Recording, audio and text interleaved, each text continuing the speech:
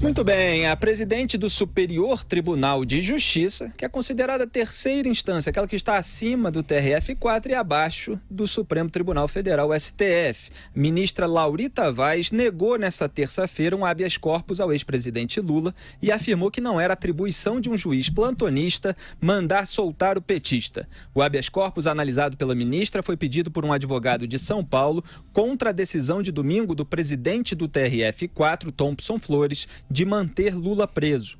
Desde domingo, o STJ recebeu quase 150 pedidos de habeas corpus formulados por pessoas que não integram a defesa oficial do petista, conforme informou a assessoria da corte. Nessa terça, Laurita afirmou que a decisão do juiz plantonista do TRF4, que mandou libertar Lula, foi inusitada e teratológica e em flagrante desrespeito a decisões já tomadas pelo Tribunal Regional, pelo STJ e pelo plenário do Supremo. Foi tudo que a gente comentou aqui no programa de ontem, segunda-feira, dia seguinte daquele imbróglio jurídico causado pelo Rogério Favretto, desembargador plantonista, que foi colocado lá no tribunal pela Dilma Rousseff em 2011. Em 2005 foi nomeado assessor do Dias Toffoli na Casa Civil do José Dirceu, nomeado pelo José Dirceu no governo Lula, e ainda era filiado por 2 décadas ao PT. Deixou de ser filiado, Augusto Zé Maria, no ano anterior à indicação dele para a corte, né?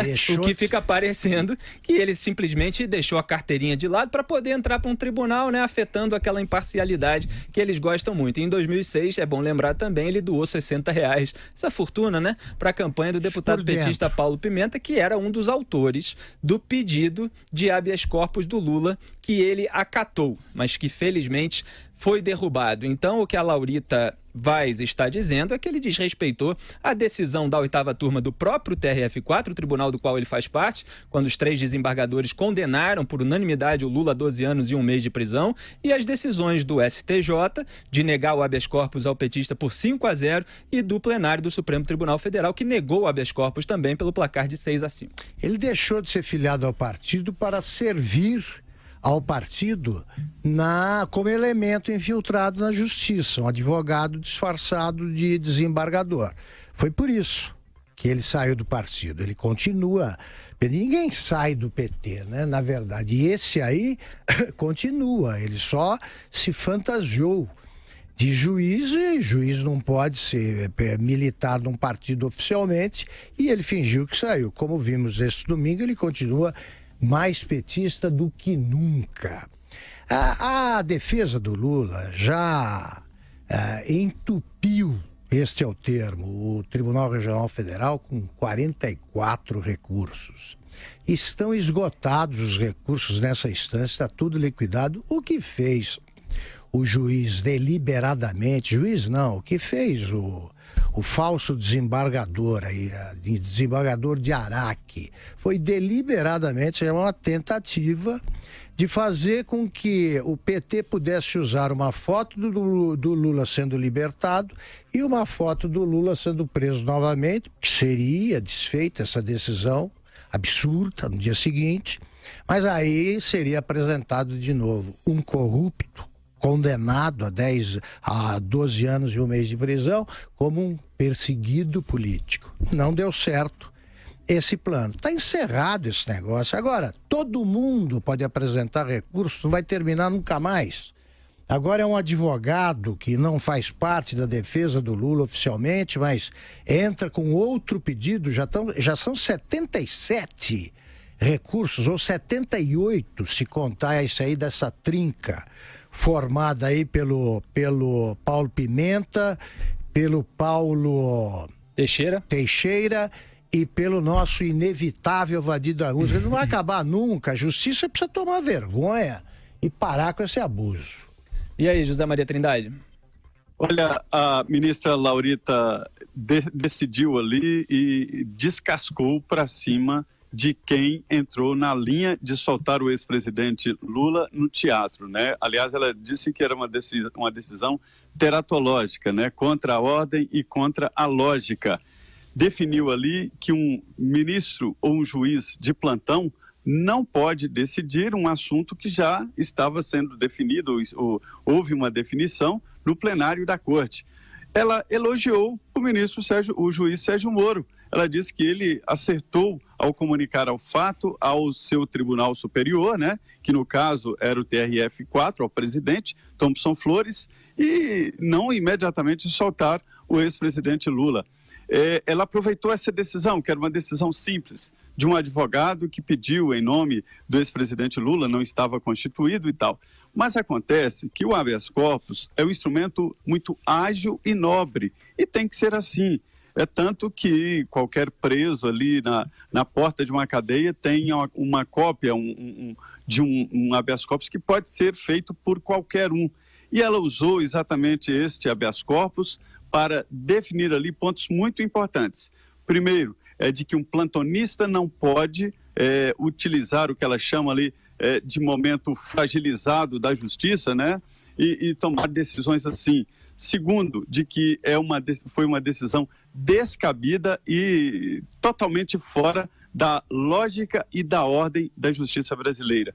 A ministra do STJ, presidente do STJ, Laurita Vaz, mostrou claramente que houve uma decisão errada e que todos os trâmites para manter o ex-presidente na cadeia foram corretos. E ali ela define basicamente o que deve acontecer nos plantões, seguir ali a normalidade e evitar decisões assim.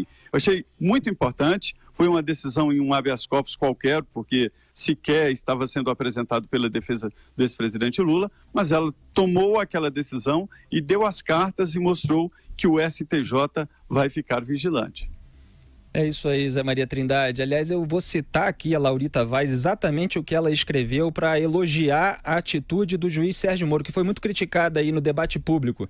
Ela escreve num parágrafo assim: assim, diante dessa esdrúxula situação processual, coube ao juízo federal de primeira instância, ou seja, o Sérgio Moro, ela não cita nominalmente, mas com oportuna precaução, tá aí o elogio, né? Consultar o presidente do seu tribunal se cumpriria a anterior ordem de prisão ou se acataria a superveniente decisão teratológica de soltura. Ou seja, se cumpriria a anterior ordem de prisão, é aquela que foi emitida pela 8ª turma do TRF4, por meio do julgamento dos 3 desembargadores que condenaram por unanimidade o Lula, ou se era para acatar essa decisão do desembargador plantonista. Então a Laurita Vaz elogiou o juiz Sérgio Moro, e é bom deixar claro que o Moro ele foi citado como autoridade coatora, né? Coator é aquele que coage, que constrange a força, e ele entendeu por isso ser possível despachar no processo. E a jurisprudência mostra que ele pode fazer isso sim. E, aliás, eu quero citar as palavras do Sérgio Moro no despacho em que foi bastante publicado que ele proibiu a Polícia Federal de soltar o Lula, quer dizer, de obedecer à ordem do Rogério Favretto. Aspas para o juiz Sérgio Moro. Ocorre que o habeas corpus foi impetrado sob o pretexto de que este julgador, isso é o Moro falando dele próprio, este julgador, o Moro, seria a autoridade coatora, quando em realidade este julgador, ou seja, o Moro, de novo, somente cumpriu prévia ordem da 8ª turma do TRF4. Então, em princípio, este juízo, assim como não tem poderes de ordenar a prisão do paciente, que é o Lula, não tem poderes para autorizar a soltura. Ou seja, o Moro ele só executou a ordem que recebeu do TRF4, assim como ele tampouco pode autorizar a soltura. O desembargador federal plantonista, ainda estou nas palavras do Moro, tá? Com todo o respeito, é autoridade absolutamente incompetente para sobrepor-se à decisão do colegiado da 8ª turma do TRF4 e ainda do plenário do STF. Se o julgador ou a autoridade policial, aí que ele manda o recado, né? A Polícia Federal. Se o julgador ou a autoridade policial cumprir a decisão da autoridade absolutamente incompetente, estará concomitantemente, quer dizer, simultaneamente, descumprindo a ordem de prisão exarada, quer dizer, emitida pelo competente colegiado da 8ª turma do TRF4. Diante do impasse jurídico, o último parágrafo que eu vou ler aqui, este julgador, o Moro, foi orientado pelo eminente presidente do TRF4, ou seja, o Carlos Thompson Flores, a consultar o relator natural da apelação criminal, e aí dá o número, ele está se referindo ao João Pedro Gebran Neto, que tem a competência de, consultando o colegiado, quer dizer, a 8ª turma do TRF4, revogar a ordem de prisão exarada pelo colegiado. Então, assim, devido à urgência, aí ele pede para encaminhar à secretaria, pelo meio mais rápido, a cópia desse despacho ao desembargador João Pedro Gebran Neto, solicitando orientação de como proceder.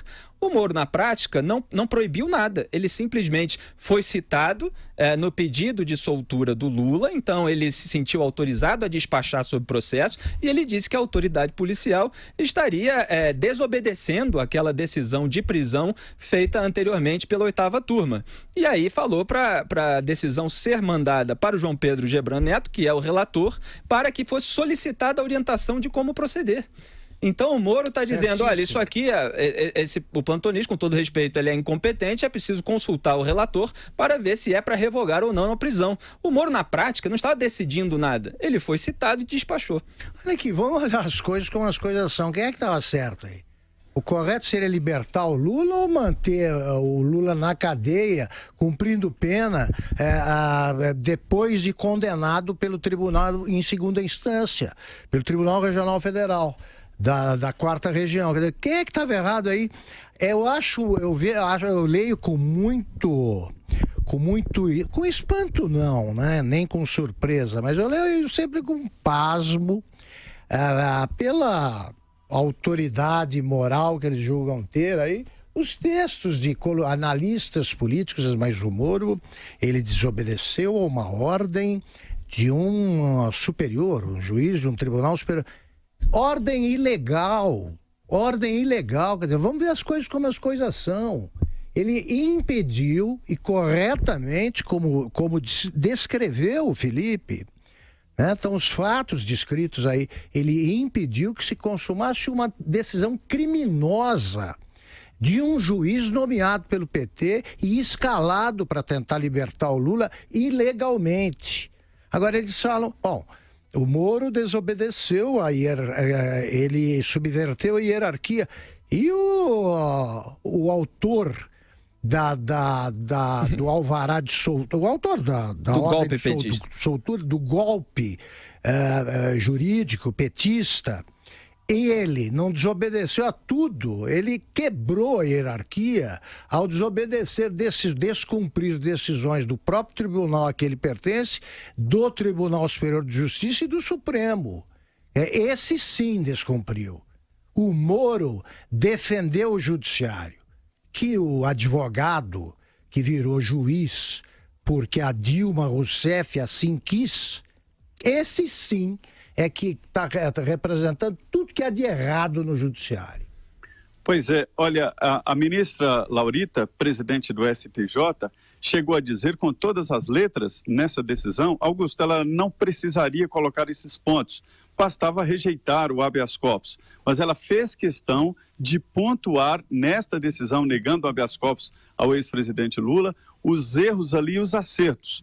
Ela coloca com todas as letras que houve um tumulto processual sem precedentes na história do direito brasileiro. Exato. Um tumulto sem precedente na história do direito brasileiro. Veja bem, a Constituição de 88 define ali os tribunais superiores.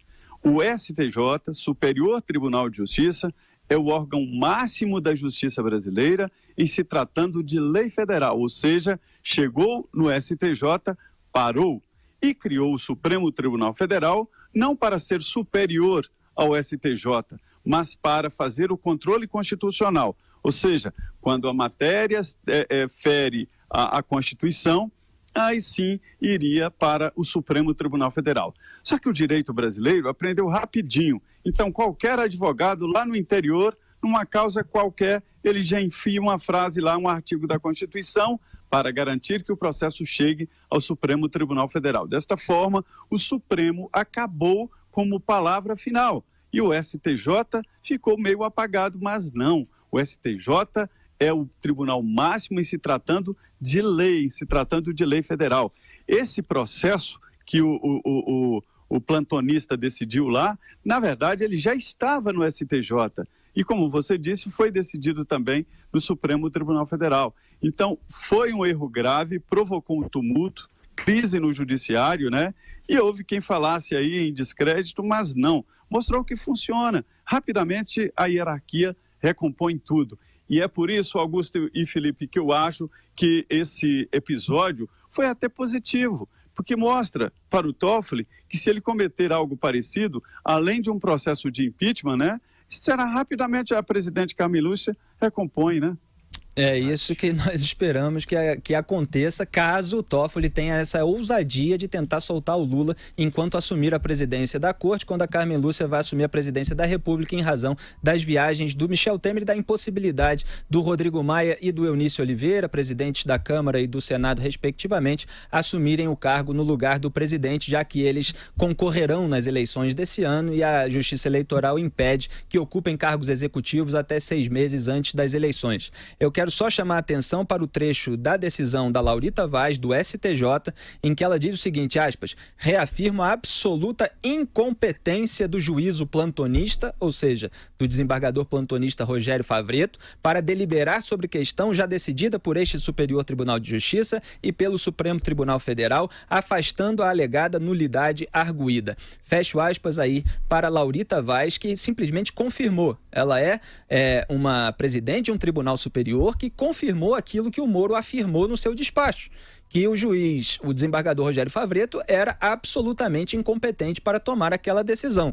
E eu reitero que o Moro simplesmente disse que a autoridade policial, se cumprisse aquela decisão, estaria simultaneamente descumprindo a decisão da 8ª turma do TRF4. Então, na visão do Moro, o mais correto era aguardar a decisão do relator do TRF4, do João Pedro Gebran Neto, que veio pouco depois, né, sobre se era para obedecer ou não. E foi isso que a autoridade policial felizmente fez, com muita precaução também. O João Pedro falou contra a decisão do Rogério Favretto e depois veio o presidente do próprio TRF4, Carlos Thompson Flores, que derrubou de vez aquela decisão absurda de um militante petista infiltrado no Poder Judiciário. Certo, Augusto? Acho perfeito. E lamento que a presidente Carmen Lúcia não tenha do Supremo, a ministra Carmen Lúcia, não tem adotado o mesmo tom incisivo, assertivo da Laurita, da ministra Laurita, porque era assim que deveria ter reagido a Carmen Lúcia. Eu achei a nota dela muito tímida, muito ambígua, e ela deveria ter se manifestado nesse tom, porque é esse o tom que merece ser ouvido pelo Rogério Favretto. Eu acho que a Carmen Lúcia adotou o marinês ali, a gente sempre ironiza a Marina Silva por dar declarações vagas e genéricas, e a Carmen Lúcia fez isso. Obviamente ela tem a seu favor o fato de que ela não estava despachando sobre o caso, não era ela a julgar diretamente o pedido de habeas corpus. O pessoal do mundo jurídico diz que ela deu uma sinalização ao se falar em hierarquia do Poder Judiciário, como quem estivesse contra aquela decisão, de uma maneira muito sutil, mas eu também acho que ela poderia ter carregado um pouquinho melhor nas tintas, porque, exatamente, Augusto, era um desrespeito à decisão do plenário do Supremo Tribunal Federal. Agora vamos em frente. Felipe, dizem por aqui que, na verdade, por não estar despachando, mas sim alertando, ela fez muito bem, e dizem também que ela ligou para o presidente do TRF, Thompson Flores, e alertou para resolver o problema. E que ela, quando exige rito e exige hierarquia, isso na linguagem jurídica e de presidente do Supremo é muito forte. É isso aí, Zé Maria. Então, a gente fica analisando aí qual é o tom que ela deveria adotar, mas felizmente, pelo menos, ela teve uma atuação aí de bastidor para resolver o imbróglio que foi, de fato, resolvido.